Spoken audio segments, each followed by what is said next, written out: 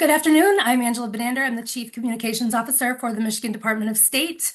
Thank you for joining us today. I'm going to kick it over to Secretary Benson to start with remarks. If you will have Q&A at the end after Rep. Cerniglu, and Rep. wouldn't have had a chance to also make a brief statement. Thanks. Thanks, Angela, and thank you all for being here today. We're here it's been quite a week here in Michigan and for our office. So I thank you all for giving us an opportunity to talk about the events that transpired today. And the thing I essentially just want to say, and I'll talk about the specifics, but I want to be very clear, this is no way to govern a state. Every day, the House Republicans spend playing political games like this while the people of Michigan are struggling to pay for housing, pay for childcare, and pay for their basic needs is an affront to the people they are elected to serve.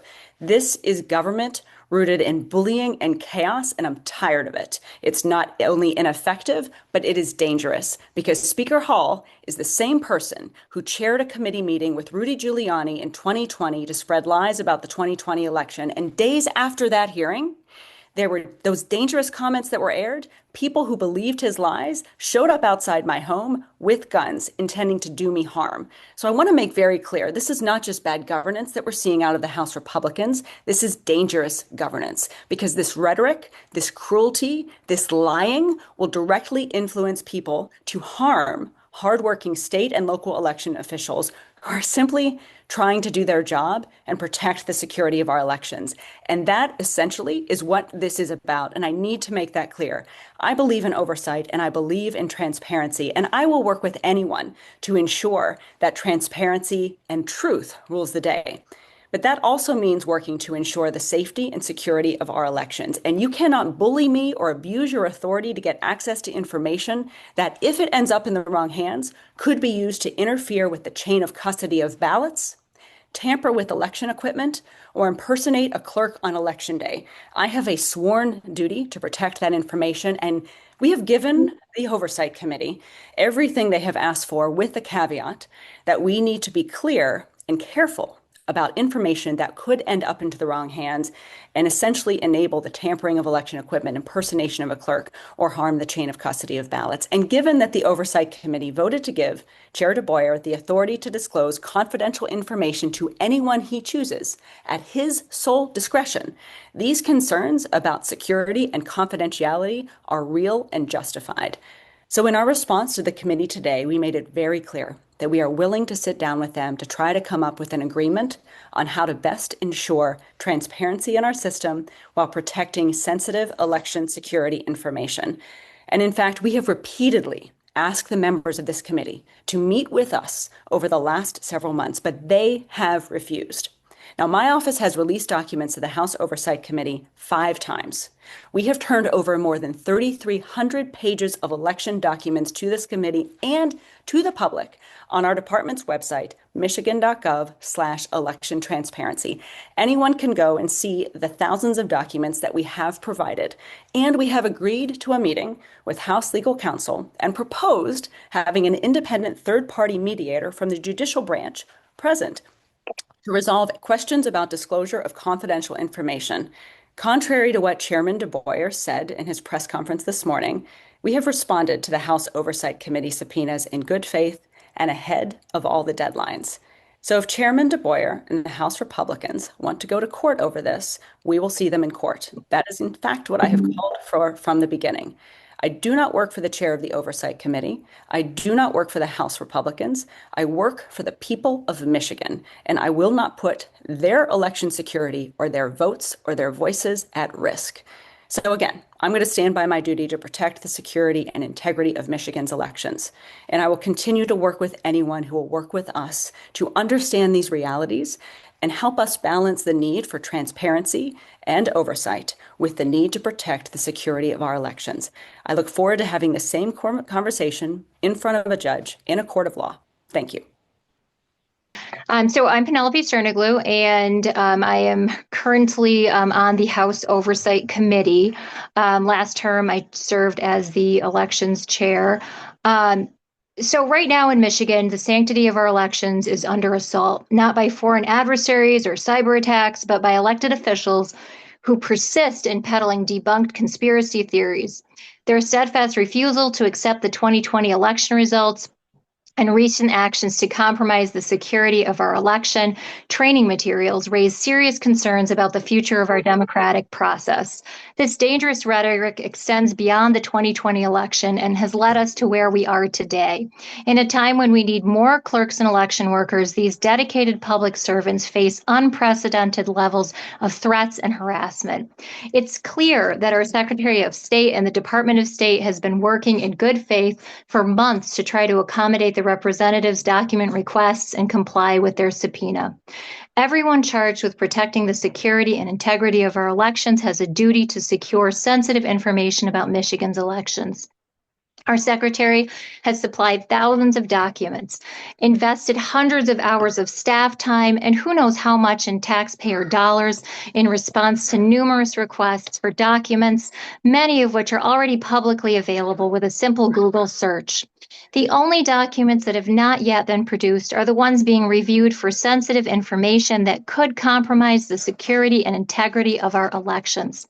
The materials that they've requested include information that could be misused to interfere with the chain of custody of ballots, tamper with election equipment, or impersonate a clerk on election day.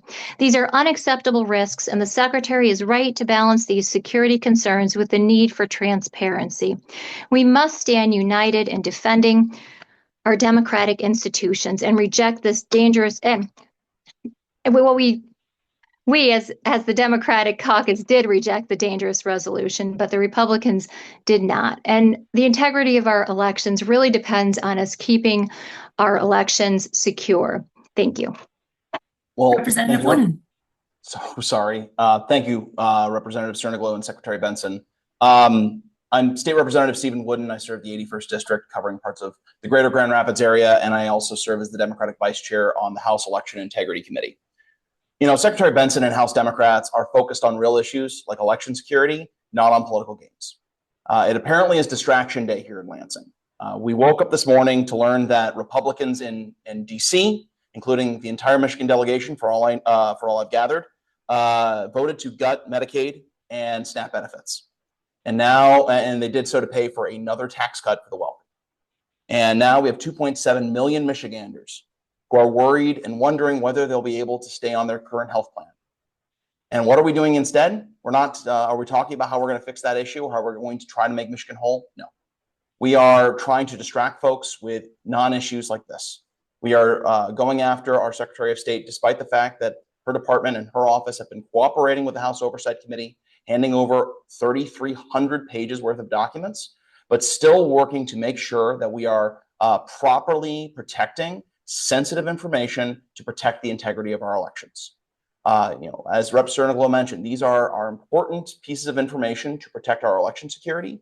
And we shouldn't forget that we have seen whether it's continuing to peddle election conspiracies, allowing election deniers to testify before my committee week in and week out, or the fact that just a few years ago, it was a far-right political attorney who ended up running as the Republican for Attorney General who got his hands on a piece of election equipment.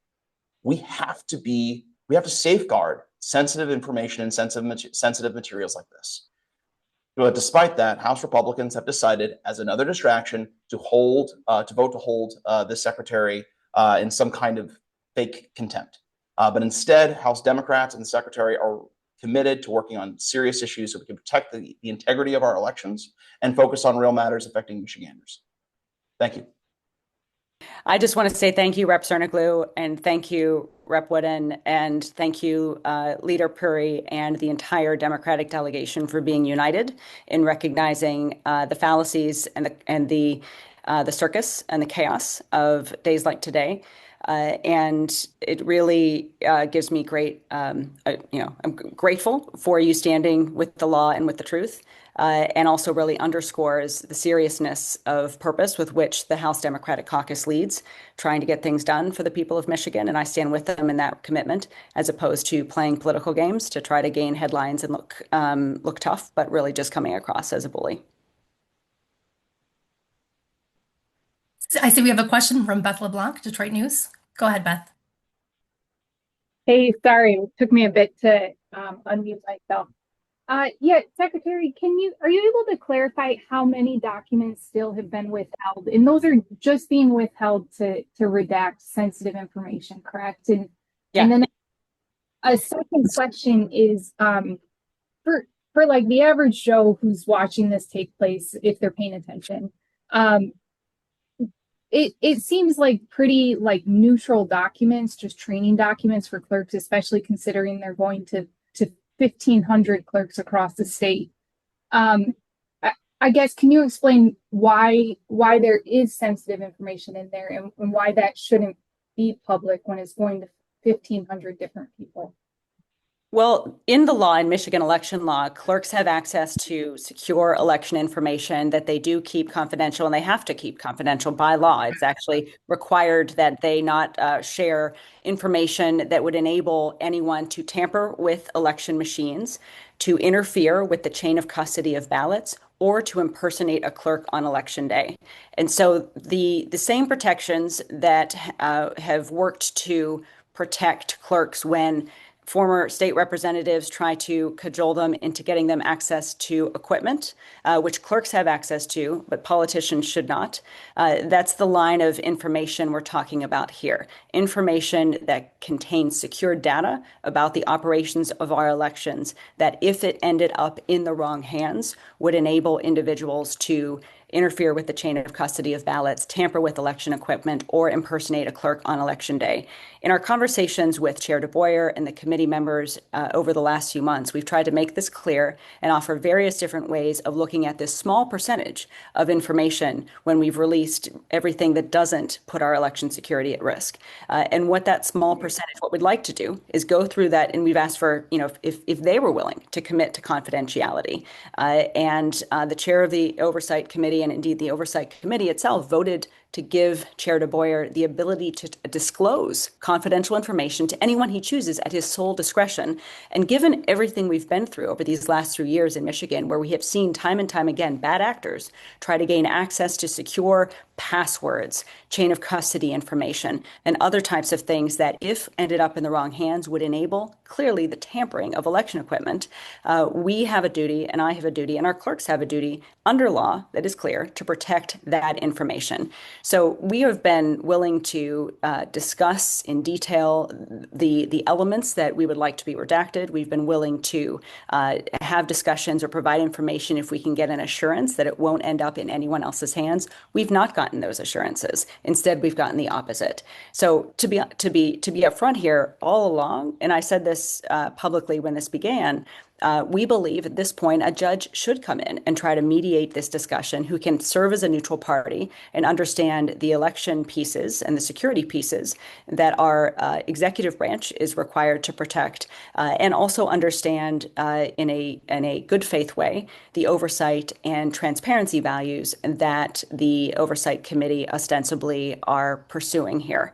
That is going to be, I hope, the next step in this saga, and I am confident that we can come to a resolution if both parties are willing, as we are, to come before a judge or to come before a neutral mediator and sort this out so that we can all move on with doing the work we were elected to do. We can wrap it up. Thanks, Thanks guys. for joining us. Thank you again. Have a good night.